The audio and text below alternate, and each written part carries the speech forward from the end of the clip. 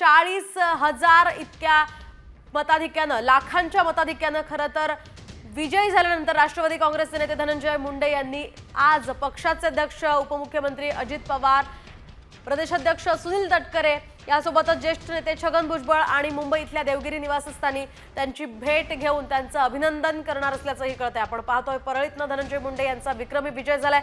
1,40,000 मताधिक्यानं ते विजयी झालेत आणि त्या पार्श्वभूमीवर त्यांचा सत्कार केला जाणार असल्याचंही कळतंय। आपण पाहतोय आताची ही महत्त्वाची घडामोड। खरं तर धनंजय मुंडेंना मोठं आव्हान शरद पवारांनी स्वतः त्या ठिकाणी सभा घेऊन दिलं होतं, तरी सुद्धा मोठ्या मताधिक्यानं धनंजय मुंडे हे परळीतनं निवडून आले। पंकजा मुंडे यांनी सुद्धा त्यांच्यासाठी सभा घेतला होता आणि त्याचाच कुठेतरी परिणाम हा असल्याचंही बोललं जात आहे।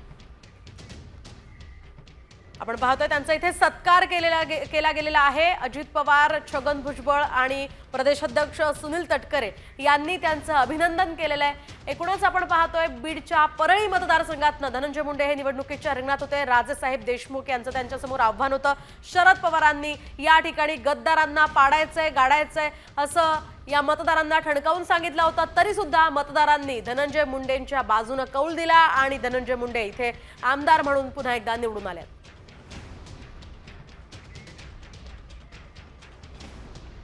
आपण पाहू शकतो या ठिकाणी धनंजय मुंडेंचा सत्कार केला जातोय। ही देवगिरी बंगल्यामधली इनसाइड व्हिज्युअल्स जे आहे ते सध्या आपण पाहतोय। अजित पवार यांनी धनंजय मुंडेंचा सत्कार केलाय। मोठ्या मताधिक्यानं खरं तर ते निवडून आलेले आहेत।